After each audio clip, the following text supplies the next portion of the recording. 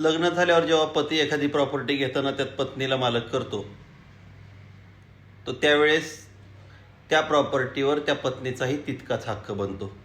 आणि मग नंतर भांडण झाल्यावर डोमेस्टिक व्हायलन्स ॲक्टमध्ये कोर्ट म्हणतं की आता तिच्या नावावर आहे, तिला बाहेर काढायचं नाही. कायदा पण तेच म्हणतो. मग त्यासाठी तुम्हाला सिव्हिल केस करावी लागते. ही सिव्हिल केस करण्याचा प्रॉब्लेम असा आहे की त्याला थोडासा वेळ लागतो, परंतु सिव्हिल केस करण्याशिवाय मग तुम्हाला पर्याय राहत नाही. कारण की बेनामी ट्रान्झॅक्शन ॲक्ट हा नवरा बायकोच्या केसमध्ये लागू होत नाही. त्यामुळे सिव्हिल केस टाकून तुम्हाला त्या प्रॉपर्टीमध्ये तुम्हीच पैसे गुंतवलेले आहेत आणि तुम्हीच त्याचे खरे मालक आहे असं जाहीर करून घ्यावं लागतं. कितीही वेळ लागला तरी, काही लागला तरी ही केस करणं आता क्रमप्राप्त आहे. ज्यावेळेस तुमची प्रॉपर्टी तुम्ही घेतली पण नाव त्यांचं घातलंय.